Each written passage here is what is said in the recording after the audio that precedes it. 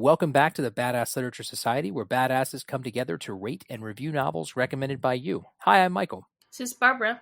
And I'm Lauren. This month we read Under the Whispering Door by TJ Klune. It was recommended to us by Connie. Thanks, Connie, for the recommendation. All right. TJ Klune is the New York Times and USA Today best-selling Lambda Literary Award-winning author of The House in the Cerulean Sea, The Extraordinaires, and more.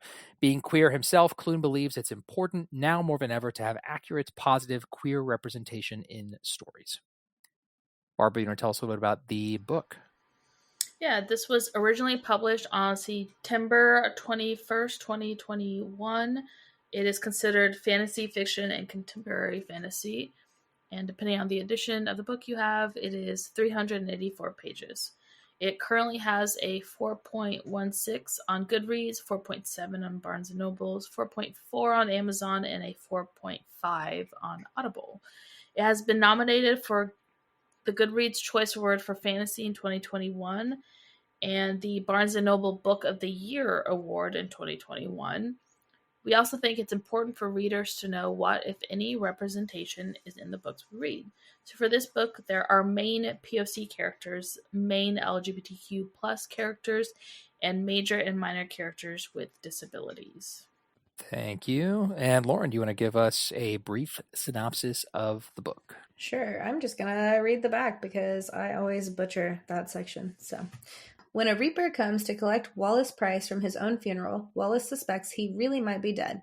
Instead of leading him directly to the afterlife, the reaper takes him to a small village. On the outskirts, off the path through the woods, tucked between mountains, is a particular tea shop run by a man named Hugo. Hugo is the tea shop's owner to locals and the ferryman to souls who need to cross over. But Wallace isn't ready to abandon the life he barely lived. With Hugo's help, he finally starts to learn about all the things he missed in life. When the manager, a curious and powerful being, arrives at the tea shop and gives Wallace 1 week to cross over, Wallace sets about living a lifetime in 7 days. By turns heartwarming and heartbreaking, this absorbing tale of grief and hope is told with TJ Klune's signature warmth, humor, and extraordinary empathy. So, what did you think about Under the Whispering Door? And remember, no spoilers. I'm going to spoil all the shit. No, I'm just kidding. Oh no. I've always wanted to say that. Anyways, I really enjoyed reading this book. I fell in love with the humor and the characters. It's definitely a character-driven book. So if you're not looking, if you are looking for like edge of your seat plot points, this is not that book. But otherwise, I really enjoyed it. I also really enjoyed the book. I thought it was really interesting. The character development was really, really well done as well. It was a very compelling story. And once it got to a certain point, it became pretty difficult to put down.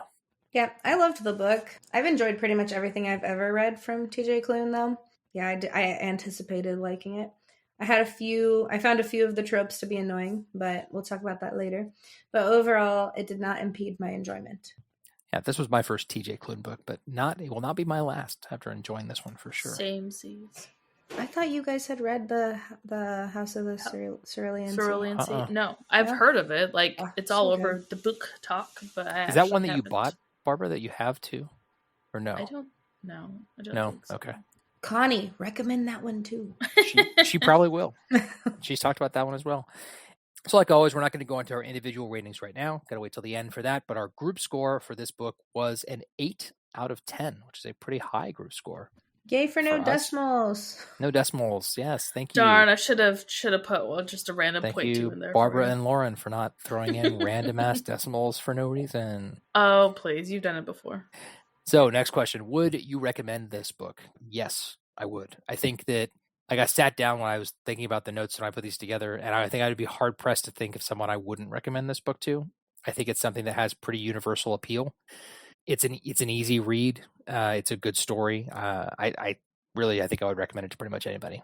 Yep, I agree. I feel like it's one of those books that can be appealing to a large audience. It's not really genre specific. Obviously it has a genre, but like it's not like if you're a sci-fi fan, it's not like you would hate it. Or if you're, now if you only read Twilight, then you're probably not gonna recommend it. But I hope I don't have any friends that only read Twilight and over and over and over again. Over just that. No, I feel like I would also not be able to think of many people that I wouldn't recommend it to. Yeah, I mean, I too would recommend it. I've already adding, or at this point, I've already added this book to my list of recommendations for people. So I have a little list that I like to recommend to people. That was easily added to that one because I feel like it's a pretty easy recommendation, like you guys said. Yep, universal agreement there too. For those of you leaving us now, don't forget to give us a rating if you like us and follow us on both Instagram and Facebook. In both places, our handle is at Badass Lit Pod. We'd love to hear from you. If you've got a book you want us to read on this podcast, let us know.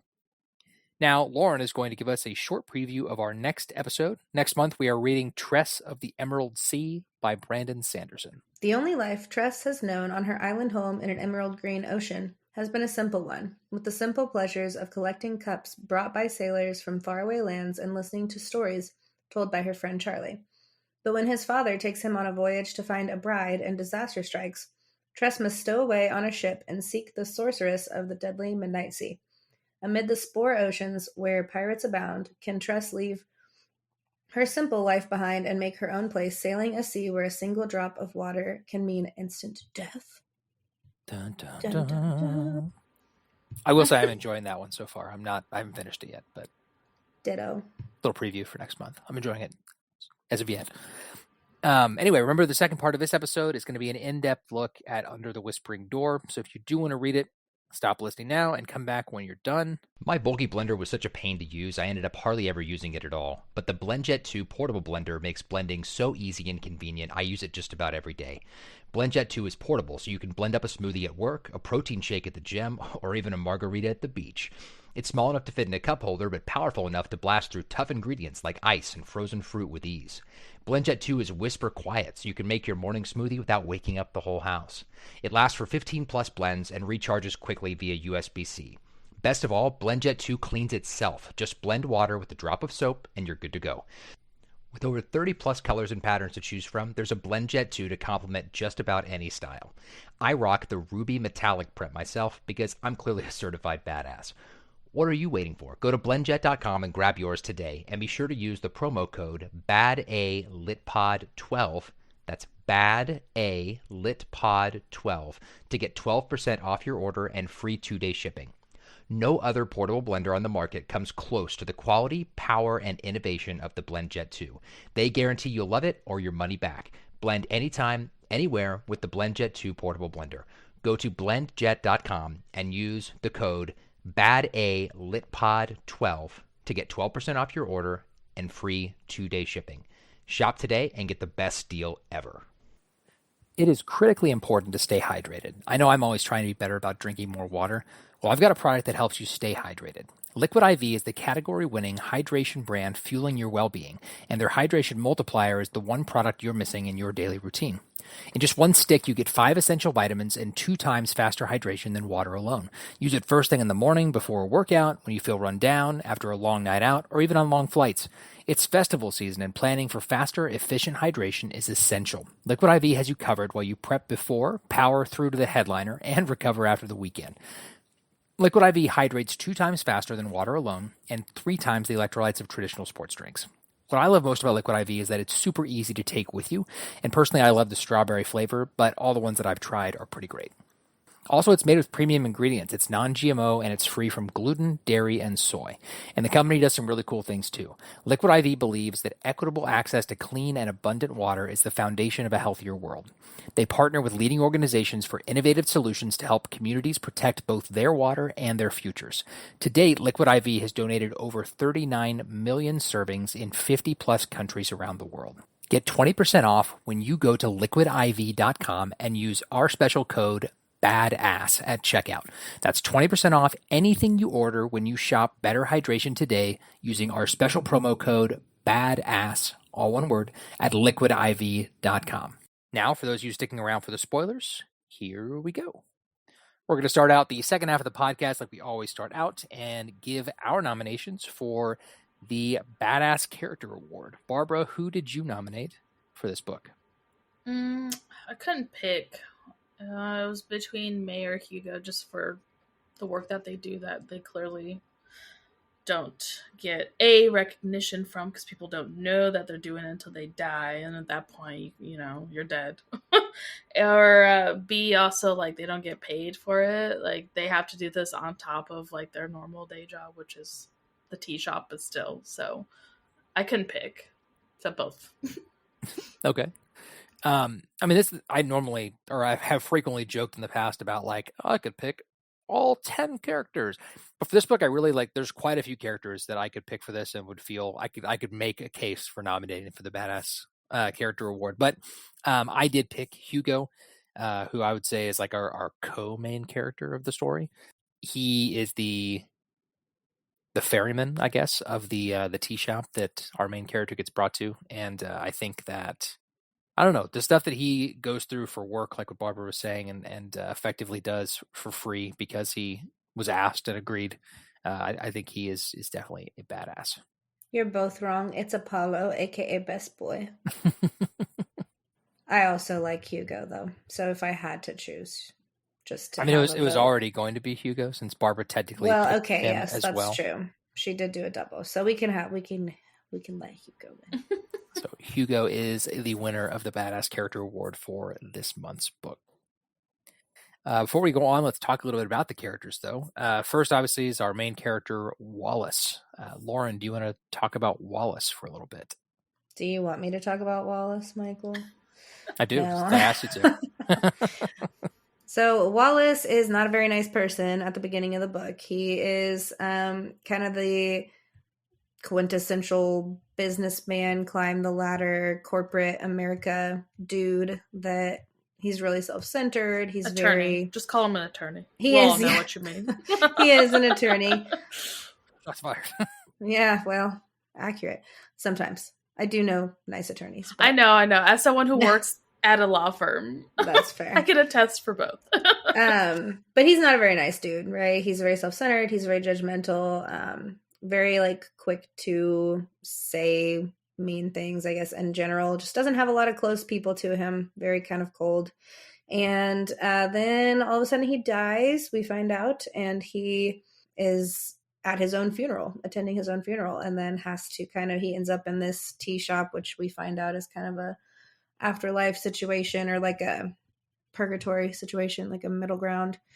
And that's where his character is kind of tested, and he kind of rediscovers the real meaning of life, and we see his character arc really happening there. He develops close relationships that in the beginning you wouldn't have thought would be possible for him to develop actual genuine feelings, in my opinion.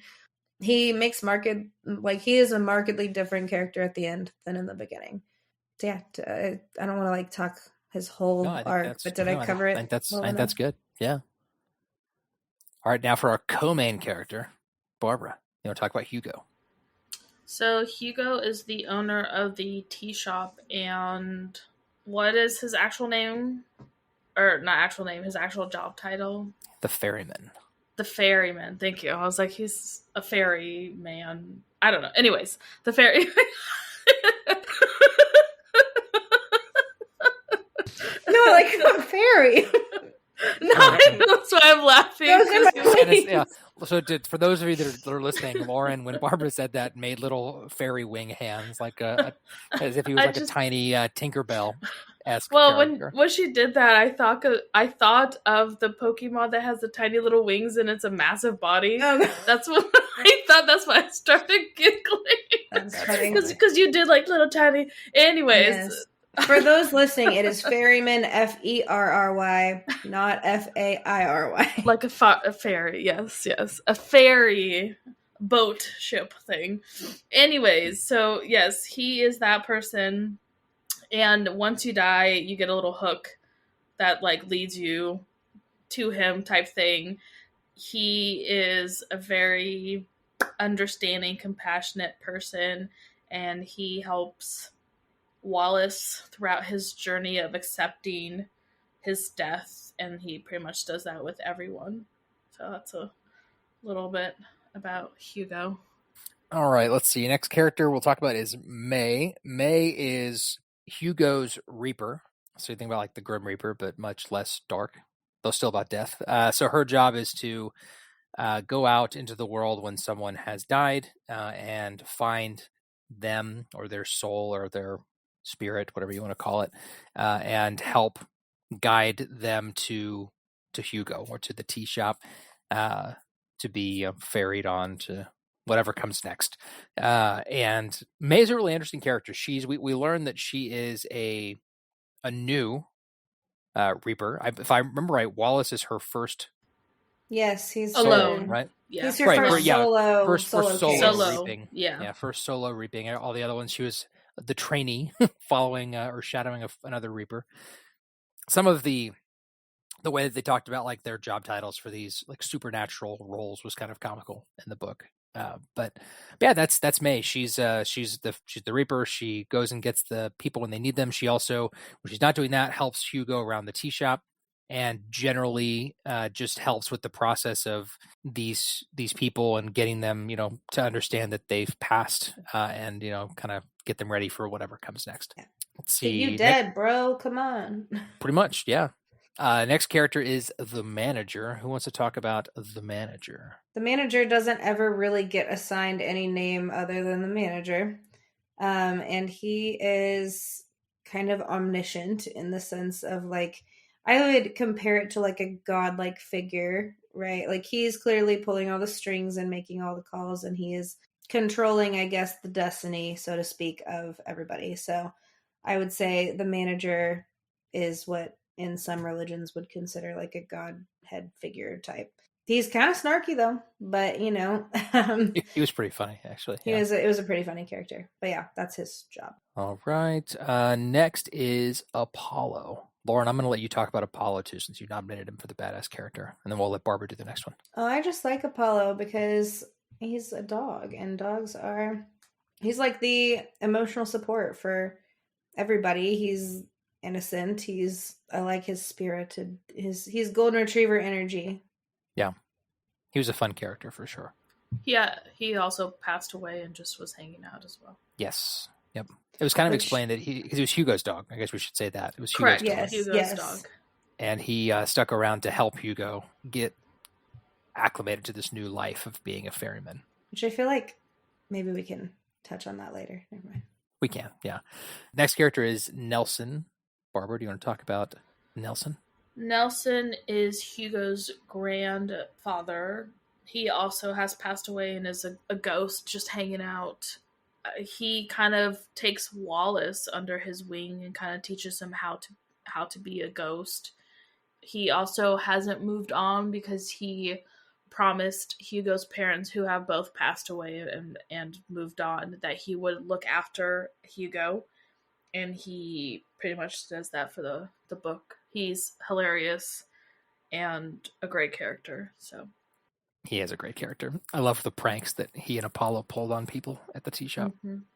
And then the final character is Cameron. Cameron is, I guess, the easiest comparison for people who haven't read the book. Like in other fantasy and other supernatural things, Cameron's kind of like a banshee. He, in the sense that like Wallace and the other ghosts are themselves but dead. Cameron, when you just see him, doesn't have those human qualities. He's not speaking. He's not, walking around like he is walking around, I guess, but it's like a husk of his former self. I think actually the manager kind of call it the husk. They call it at the one husk, point. yeah. And they're definitely painted as very creepy for the majority of the book, and we'll talk about Cameron quite a bit later, I think. But I picture him zombie-esque. Yeah. Empty, dead eyes. Type. Yeah, like he's a ghost, but like zombie ghost. Yeah, I kind of pictured him like a banshee in the sense of like all they do is like except with glowing eyes, because I think they talked about how he had like glowing eyes. But I mean, banshees just scream. They don't talk. They don't do anything. And he did scream, and he did grab people. He grabbed Wallace a few times. Anyway, we'll talk about that later. But that's Cameron. He's a pretty important character in the story as it unfolds. But so I think that's all of our characters. Let's talk about our first question. First one we have today is, in what ways was the tea shop itself important in the novel? Do you think another business would have served the same purposes? So I feel like the tea shop and the tea itself were minor characters. The tea and what it represented for each person that came in was super important. Hugo would figure out what your favorite tea was, I guess. And I feel like that's like really dumbing it down, but essentially that's what he did. And then also taking care of the tea plants and sharing a cup of tea and what all that meant was really important to the story. Let's see, could it be another business? I don't know. I feel like you could try to fit another business into this mold and you might be able to do it, but like I feel like the rich history of tea just fits better because like sure, okay, you can be like here's the muffin and you get blueberry muffin, but like I feel like with tea there's a huge history behind tea. Like obviously we just talked about another book that had tea in it and like what all of these things mean, like what the different flavors or scents or everything else that encompasses tea can do for you and your body, like evokes memory because of the scent and all this stuff. So I feel like it maybe would not have worked out as well, but granted, like who knows? I mean, I'm sure if you really tried, you could. So I think Barbara really hit the nail on the head with the tea shop being its own character. I absolutely agree with that. That's what I was going to say. I feel like it is its own character in the book. But I disagree with you as far as the second part. I think that realistically, this metaphor that is the tea shop could be any business. You could put any coat of paint on there you wanted and still make the metaphor work. I think that the tea was a really great choice for the reasons that you mentioned, like the history of the tea and the vast variety of flavors and things like that. So I think you'd be somewhat limited, but I think almost any business could be. No, alcohol wouldn't work because if you have a dead child trying to drink, that would be kind of weird. So Okay, that's a very random boom. choice. Well, I said not everything would work. That's Most well, things would work. Well, I just got the, there you go. Boom. I think I'm the only one that didn't get too caught up in the tea itself. Like I more just pictured it as like I appreciated all of the different tea things and like I love tea, so like there's that. But I just didn't get too caught up in it being like a character, I guess.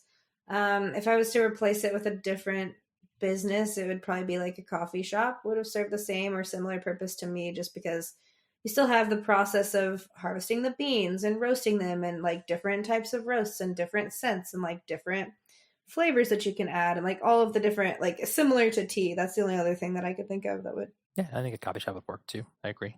Let's see. Next question. How did... Oh, sorry, Barbara. Go ahead. I didn't mean to cut you No, off. I was just going to make the joke of you shouldn't give children coffee. That's I mean, why. some Well, tea maybe has he has... caffeine, If too. coffee shops also have hot cocoa, so problem solved. Yeah. It was just, it's a quote from a movie. Y'all didn't get it. It's fine. No, Moving on. Yep. Over the heads. Yeah, it was Encanto if anyone cares to know, but here we go. Eliana loves Encanto. As a child, as do I.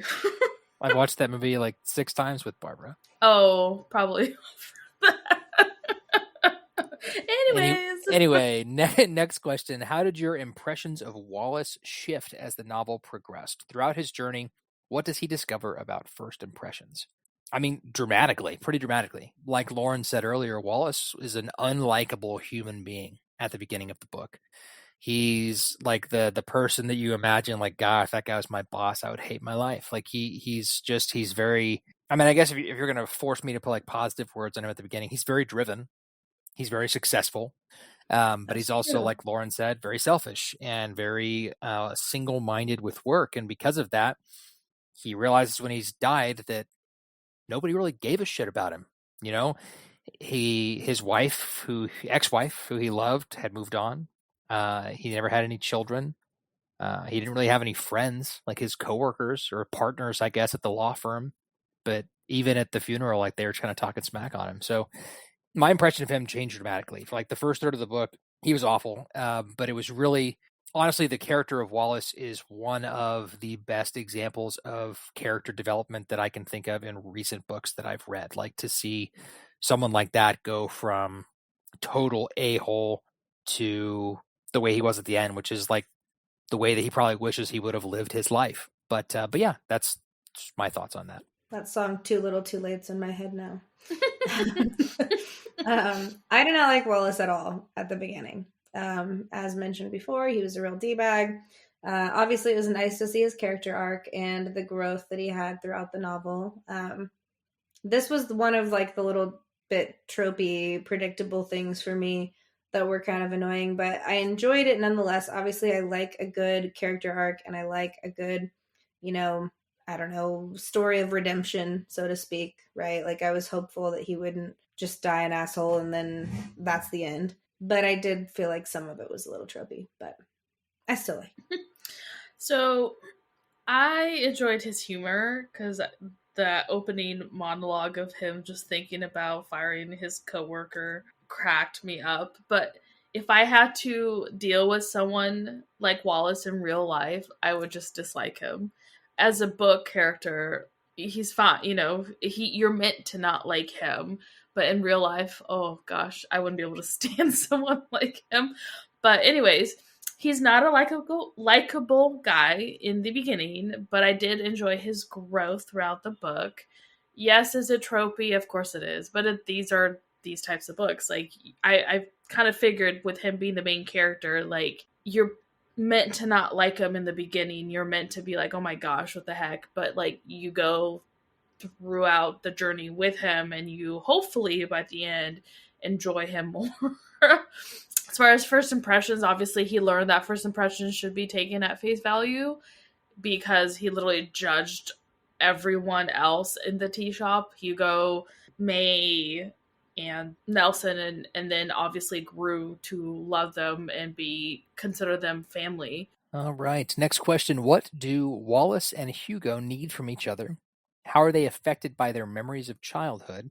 And what forms of healing do they bring to each other as adults? So I feel like they strike a balance with each other just due to the stark differences in their personalities. And I agree with Barbara on what she's going to say, so I'm going to let her share some of the next piece that I too agree with. But I think that they brought healing to each other in the form of kind of acceptance and unconditional positive regard. Like I think neither of them really had experienced that necessarily as kids or even just in their situations. And so that was kind of what I latched on to. So, as Nelson said in the book, need, quote unquote, would imply that person's lacking something, which really resonated with me. I really like that line. I think Hugo wanted companionship and someone alive who would understand like what he did for a living. Because, you know, it's kind of a, how do you date and be like, oh, by the way, I'm kind of like the Grim Reaper. Like I'm the am, Undertaker. right? AKA Charon from Greek mythology. Like you are literally, you know, the ferryman. So it's like, how do you break that into conversation? Like, do you have children? No, but so yeah. As for Wallace, I think Wallace didn't know what he wanted until he realized how lacking his life had been. Like he was just so concentrated in work that it left nothing else in his life, and he looked back at it and was like, oh, okay, you neglected everything else about life and really didn't live. So I think that's that. They both had drastically different childhoods. Like Wallace had unsupportive parents, with Hugo having like the complete opposite. Like his parents were extremely loving and supportive of him and who he was. So I think Wallace showed Hugo it was okay for him to want more in life, because I feel like Hugo was struggling with that as far as like he was satisfied with his life, but he wanted more like companionship outside of his friends, while Hugo showed Wallace how to be a selfless person. I will say Wallace and Hugo's top romance in a book recently for me. I really enjoyed their relationship. I think that I think for different reasons and differently explained, neither Wallace or Hugo really loved themselves. I don't think they really liked who they were. I think that they struggled with that. And I think through their initial friendship and then developing feelings for each other, they also taught each other how to love yourself, and how to, like Wallace learned how to live in the moment and not feel like life is this rat race. To stop and smell the roses, to use a cliche. And Hugo learned that, you know, it's okay to be confused, and it's okay to want more, like Barbara said, to want more out of life. I think, but simply, I think that they taught each other how to love themselves, and I think that was really cool to see that kind of develop through their initial friendship and eventual romance. But like Barbara said, their childhoods were dramatically different. Wallace didn't really have a positive childhood. I think that you can, I guess, in some ways compare it. Like, so yes, Wallace had an entire childhood with his parents, and it kind of sucked because they weren't very supportive of what he did. Hugo had an incredibly loving situation that was ripped from him when his parents died in a car accident, and so they both struggled with loss in different ways during their childhood. But yeah, I mean, I think that watching their relationship develop was also really well written in the book. I really enjoyed that. Moving on to our next question, though, did you perceive the manager to be wise or wicked when he gave Wallace one more week after referring to him as a flaw in the system that had previously worked so well? How did you expect Wallace to spend those days? What would you have wanted to accomplish in that time span under the same circumstances he was in? So there's a lot of questions in that. So we can start off the first one. Did I perceive the manager to be wise or wicked? Neither. I saw the manager as neutral.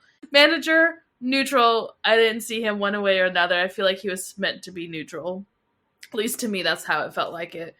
When he gave Wallace one more week, how did I think, or how did I expect Wallace to spend those days?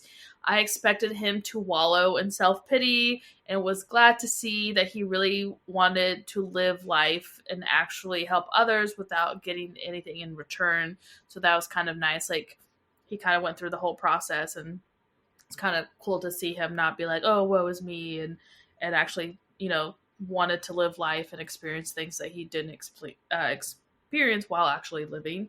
What was the last question? What would you have wanted to accomplish in that time? What would I have? The problem is, I think everything I'd want to do, I wouldn't be able to do. So I'm not really sure. Because, like, if I was dead, I would want to just travel the world. But they imply that you couldn't do that. You just kind of were stuck at the tea house. That was my thought too. Yeah. So it's like, okay, well, I guess I would just go on up to the room and see where life took me after the fact. I don't know. I don't know. Maybe haunt a few people for funsies at the tea shop and then just get her out of there. Because, yeah, that's the only thing that came to mind was that. And I was like, well, you can't do that. So yeah, I mean, I agree with Barbara. I don't think the manager was wise or wicked. I think he's impartial. I think that he makes the decision that he makes because that's like the logical or impartial thing to make. I don't think not impartial to Wallace. That's a different question. Here we go. But when he gave him the extra week, I mean, I think that in a way, I expected Wallace to do pretty much what he did because we were led into this that like the one thing Wallace wished he'd done more of in life is actually like make human connections. And unlike what Barbara wants to do when she dies and travel the world, Wallace was able to make those human connections with the group of people that were in the tea house. And so that I knew that when that ultimatum was given, that's what Wallace's 7 days were going to be, is making the absolute most of this newfound family that Wallace had at the tea house. What was the last question? What would you have wanted to accomplish? Oh, I think that's tough. Like Barbara said, I mean, I think that, I might hung out for a little bit and haunt some people. I'd hang out with Nelson because Nelson seemed like he'd be a good time to hang out, or good friend to, screw around with. I think I would have Nelson teach me how to haunt some people at the tea house, and I would enjoy that for a little while and then move on to see whatever comes next. Unless somebody else that I loved or something happened to also be there, then maybe I'd do something differently. But if I'm just like Wallace, morbid. All new people, then are you implying you want to die with someone? No, I'm not. Romeo and Juliet, look out, Barbara. Exactly. I know. Oh, this is awkward. Anyway, that is it for me. I perceived the manager to be a bit of a meanie at first. That's the word choice I'm going to go with. I just felt that he was a bit, I don't know, brash, I guess is the word I would use. And I didn't find him to be impartial either. We'll get to that. But during the week that he gave to Wallace, I anticipated it to go exactly how it went, just because tropes. Wallace had realized, I didn't live a good life. I have this week gifted to me. I better kind of use it or lose it situation. So I anticipated it to go how it went, just based on the type of novel this is. I figured he would get his stuff together. He'd spend his time in a meaningful way. I didn't know like what that would look like, but I figured he would find some kind of life's meaning and happiness. And I'm not sure what I would accomplish under the same circumstances, because I feel like everyone's in between, like this little tea shop in between situation is going to look differently. Kind of like Michael said, like you don't know who's going to be with you or like what that's going to look like. Is my dog going to be there? Like, because Apollo's there, or, you know, like just different things like that. So it's hard to say. I also like travel came to mind. But it's implied that, I mean, you're literally tethered to the dude. So like you can't go far. So Barbara, just try to get tethered to a ferryman that's somewhere else in the world so that you can travel all the way to the all the way ferryman. to him. Yeah. There you go. But I don't think that's how it worked. yeah. Probably not. So yeah, I don't know. It'd be hard to say. I think there would be like, just, it really depends on who's with me, or if am I able to like physically write letters that I can then give to someone, because I know they kind of orchestrated that with Wallace, but it was more like Hugo had to kind of orchestrate that. So like there might be letters that I would write to people that like things unsaid or what I wanted to leave behind. Maybe something a little more poetic than that, but not by much. So all right, next question. How does Alan Flynn's arrival change the atmosphere at Karen's Crossing Tea and Treats? How did you react to the fears he raises regarding the aftershocks of an unnatural death and the possibility of becoming a husk? We haven't really talked about Alan Flynn yet. Alan shows up later in the story. May has been sent out to retrieve him. I think, though, so I guess for backstory, Alan was murdered. That is how Alan died. It was a violent death. But I think that in a lot of ways, Alan and Wallace had similar behaviors and similar reactions to their death when they got there, because while Wallace wasn't murdered, it wasn't a violent death, it was still sudden and unexpected. He died of a heart attack. He wasn't expecting it. It came out of nowhere. There was one funny line where he was mad that he died on like a Sunday when he was in his office in sweats and a t-shirt instead of his like best $1,000 suit. But yeah, I think in some ways their initial reaction to death was similar, and I think that Wallace saw a little bit of that after a little while. I think Wallace started to notice like, okay, maybe this is how I was, and then he tried to help. But I mean, Alan brings a very, I mean, it becomes from this fun, light tea house to like a very dark atmosphere, because Alan doesn't want to be there, and Alan wants to learn the ghostly tricks to like be mean and do bad things to people. And he, you know, talks about leaving all the time and is debating doing it, even knowing that, you know, if he did leave, he would become the husk, or whatever we want to call those people that have left. So I mean, I think that he serves as a plot device to tell a lot of to give us some more like lore about the general and how the system works and things like that. But I think in other ways it also served as a mirror for Wallace. As Wallace saw how he was at the beginning, and, you know, Wallace wasn't very nice when he got there to people. He wasn't very kind. He wasn't very friendly. In a lot of ways, he was very similar to Alan. And so I think it helped Wallace to understand, you know, how far he's come and how far he intends to keep going. And it also, I think, helped him be able to help Alan, because he had just literally gone through that. So that those are my feelings about Alan Flynn's arrival at Karen's Crossing. Yeah, I feel like you pretty much summarized that. I feel like it changed the atmosphere, obviously, of like the tea shop, just due to the traumatic way that he died, and then like the question says aftershocks of it. I think the fears around becoming a husk are valid, considering how they're portrayed, to be kind of like a scary, creepy, like you don't want to end up like that sort of situation. But yeah, I don't have much to add to what Michael said. So everyone was definitely walking on eggshells around him, or at least I felt like they were. He was like a powder keg just waiting to explode. I think he was angry. I don't agree with what Michael said. Like, they were similar. I think, and I'm pretty sure even Hugo mentioned it in the book, like, Alan was truly angry, Alan was truly angry, whereas Wallace was scared and masking it with anger. I think that's the difference between both of them. Anyways, I feel like it was understandable given the circumstances of how he died. Like, not only was he murdered, but like he was bleeding out in an awful location while no one helped him. So I understand but like he just wanted vengeance. Like he just wanted to go back and like revenge on the person that killed him, and that's obviously like not a good vibe to be around with. As far as how do you react to the fears he raises regarding aftershocks? I mean, yeah, like I said, it's understandable. Like I get it. Like he wants to leave to get exact revenge on the person, but if you leave, you become a husk, and it's this whole thing. Now, for a polar opposite question, what role does Apollo serve in the novel? Apollo was one of my favorites. I feel like he serves the role as just emotional support.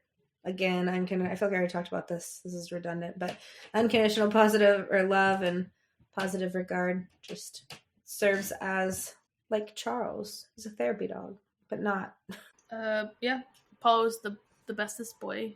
He was an innocent soul with no malice in them, and just an emotional support dog to all of them. Yeah, I mean, couldn't have said it better. I think that in some ways, Apollo is also an emotional support dog for the reader as well.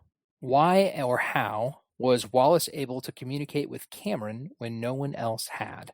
How did the truth of Cameron differ from the perception? So I think he was the first person that allowed Cameron to touch him / show him his memories. I think beforehand everyone kind of stayed away from the husks, or I guess in this case Cameron.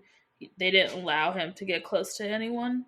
I don't think Cameron was trying to hurt anyone when he went after them. I think he genuinely was trying to explain to them like what he did with Wallace. So I think he was just trying to communicate, and that's the only way he could communicate with them. And it just kind of looked like he was attacking them, where I really do feel like he was just trying to seek help after. Like, I feel like as soon as he stepped away, turned into a husk, he like regretted it immediately, and this whole time has been trying to seek help. And Wallace was the first one who inadvertently allowed him to, I think, is what it boiled down to. I don't know. Maybe I read that part wrong, but I wouldn't say you read that part wrong. I think that in a way he did, but as opposed to other people's reactions to husks in the past, he didn't run from it. It didn't scare him. He was like, "No, this is a person. He's not some scary monster. We can help him." And he actually wanted to go out and learn more about Cameron. And I think that, kind of like what you said, Barbara, I think that that's why he was able to communicate with them. I think that's just because he was willing to listen, and it wasn't just this monster. It was, he recognized, no, this is a human being, or was a human being. And when he comes at us, he's not trying to attack us. He's reaching out for help. And I think that's the only reason he was able to, is because he was willing. He wasn't afraid. The truth of Cameron obviously is totally different from the perception. The perception of Cameron for most of the book is that he's a lost soul. He's this scary thing to avoid. He's a foretelling tale of like, ooh, don't go out there or you'll become like Cameron.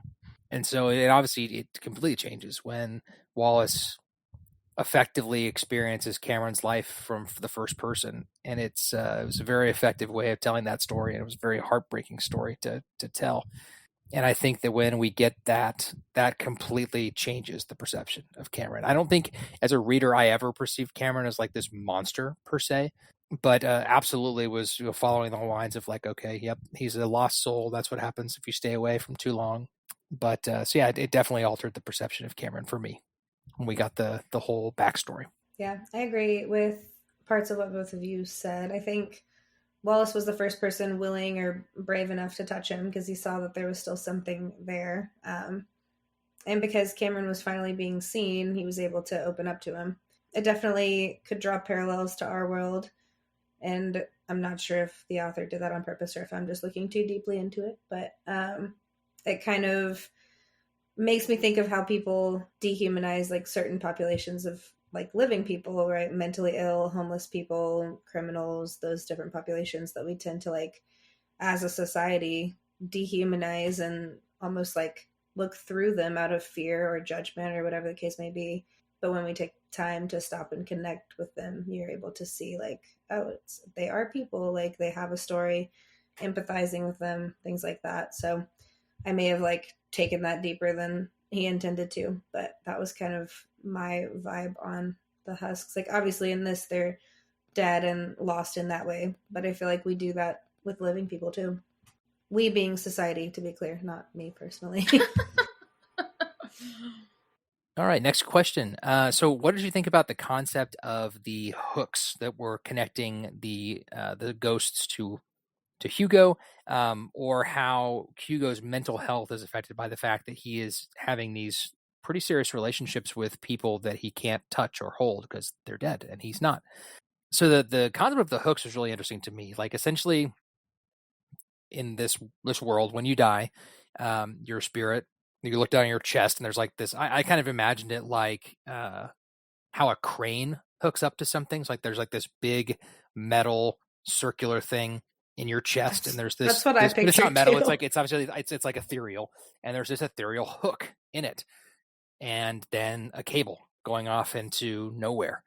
And so that essentially, when you die, your spirit or your soul or whatever is connected to one of many ferrymen.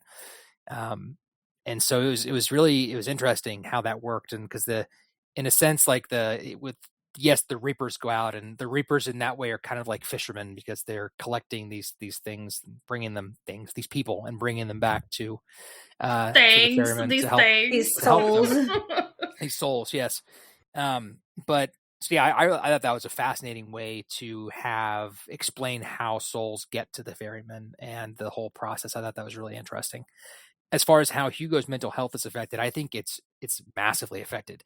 I think that I'm not to say Hugo didn't have a lot of connections with live people, because he for sure I think did. But if you think about the toll that would take, to have, because you're talking about making these connections with people that are at their life is over, and having like these extremely intimate conversations and with these people that you can't really 100% connect with because they're dead and you're not.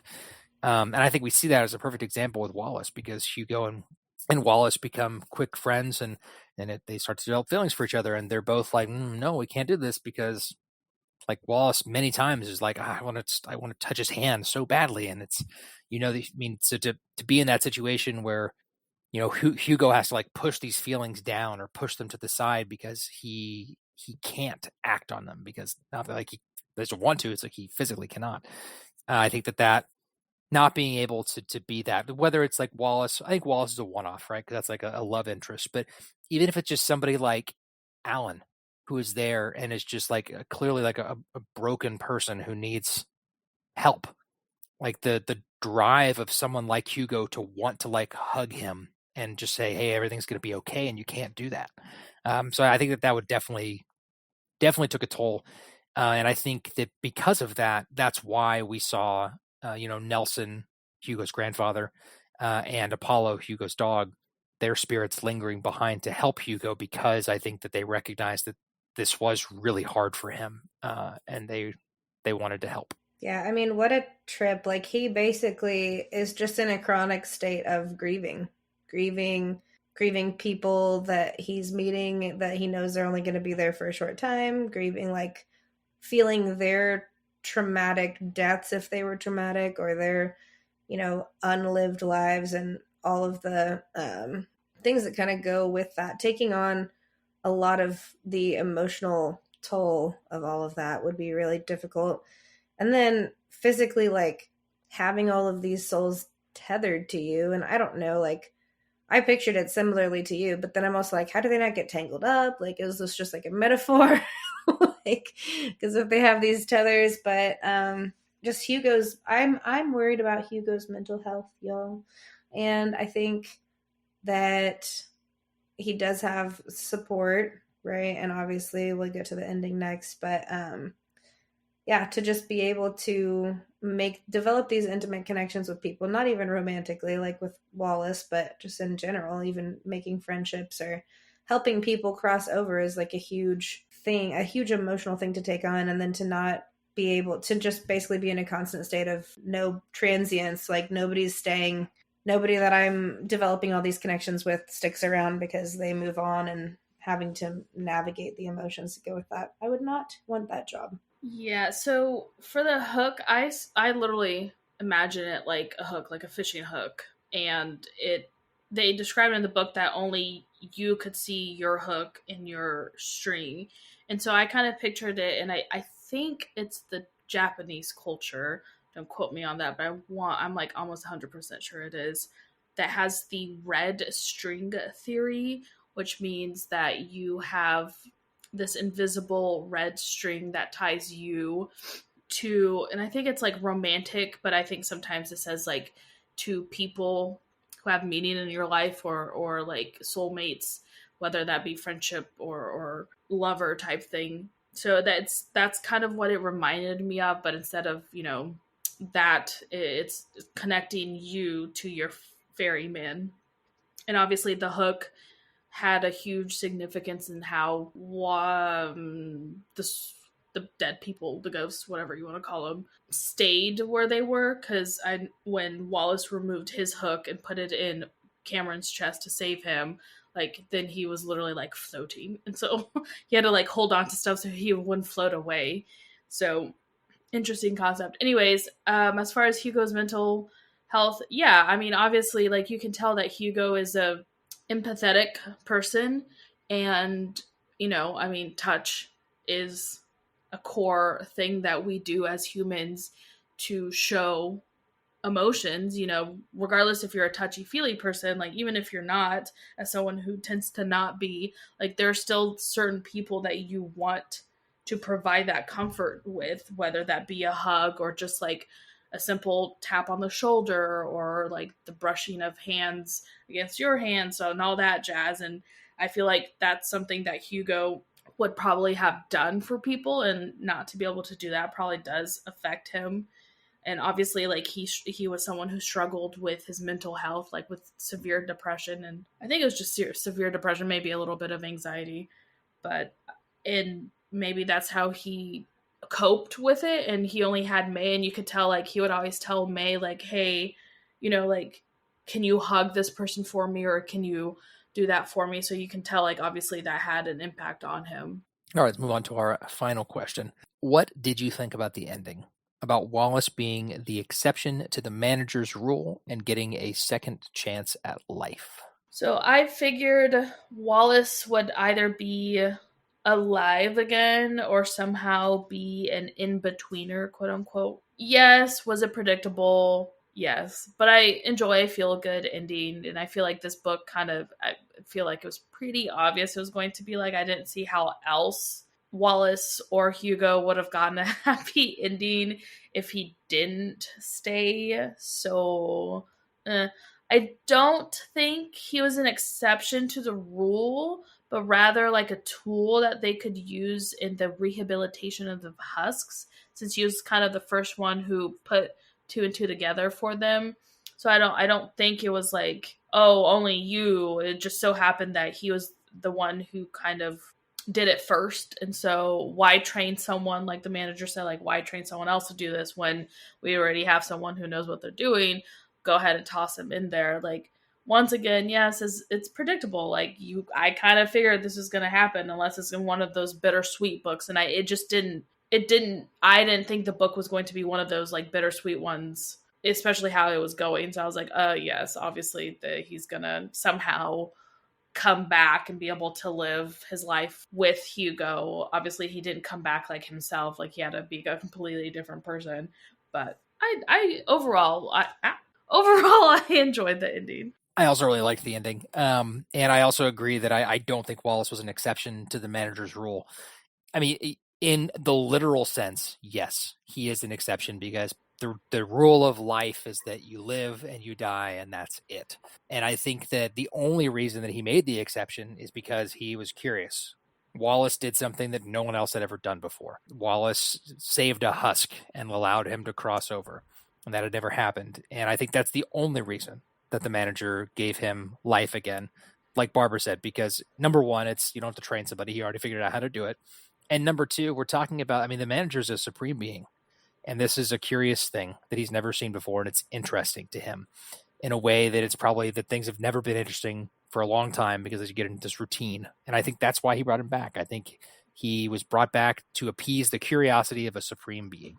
Obviously, it made for a happy ending for Wallace and all that. But I think that at the end of the day, the manager was curious about what else he could do, and if he could really help more husks cross over.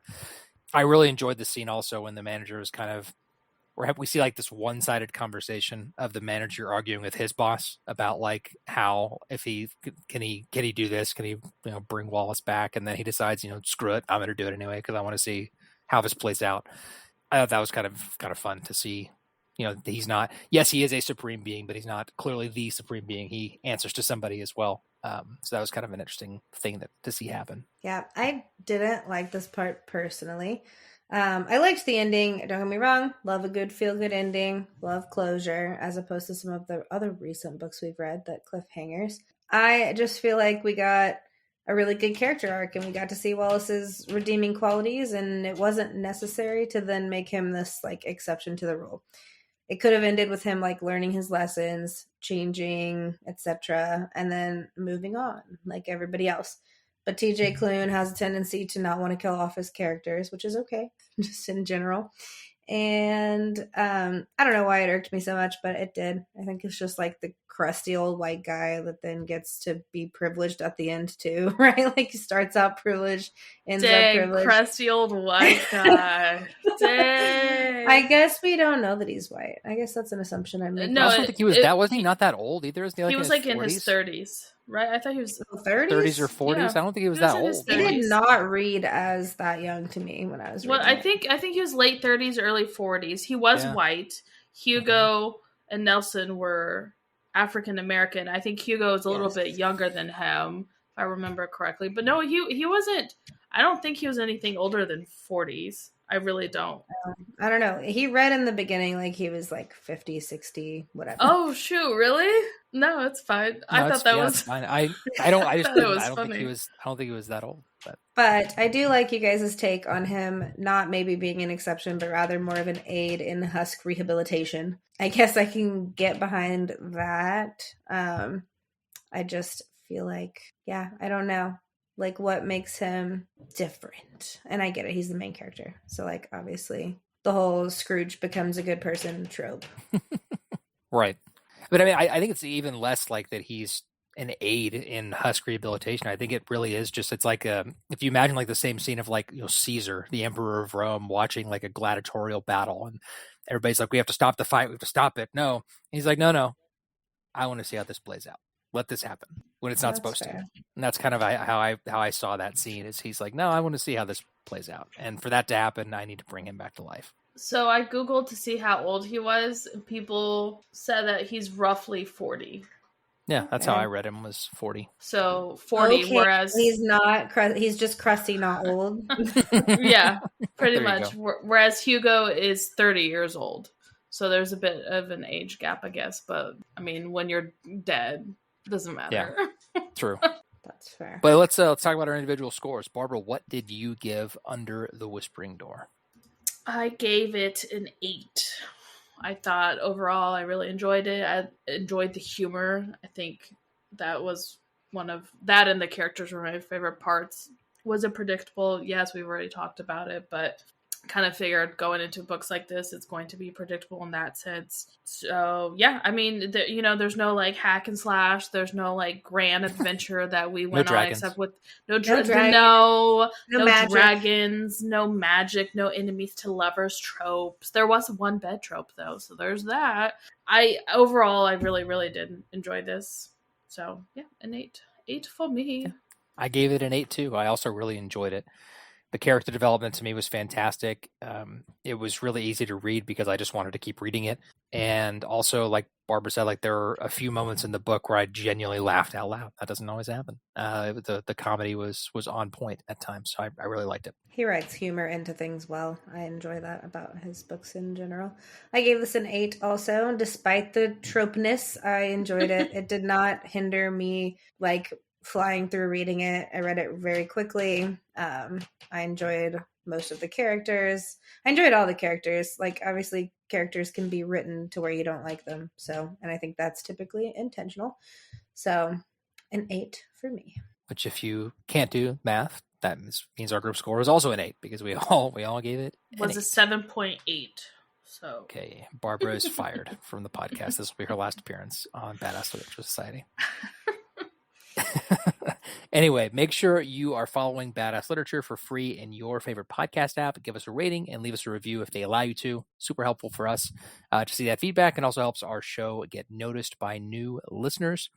And also, don't forget to be following us on social media if you're not already. Our username on both Instagram and Facebook is at Badass Lit Pod.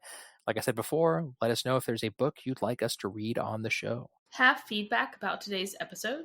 Contact us by writing to badassliteraturesociety@gmail.com. You can also send us a DM or leave a comment on Instagram or Facebook. Like always, thank you so much for listening. I'm Michael. I'm Barbara. And I'm Lauren. We'll see you next Bye. time. Bye.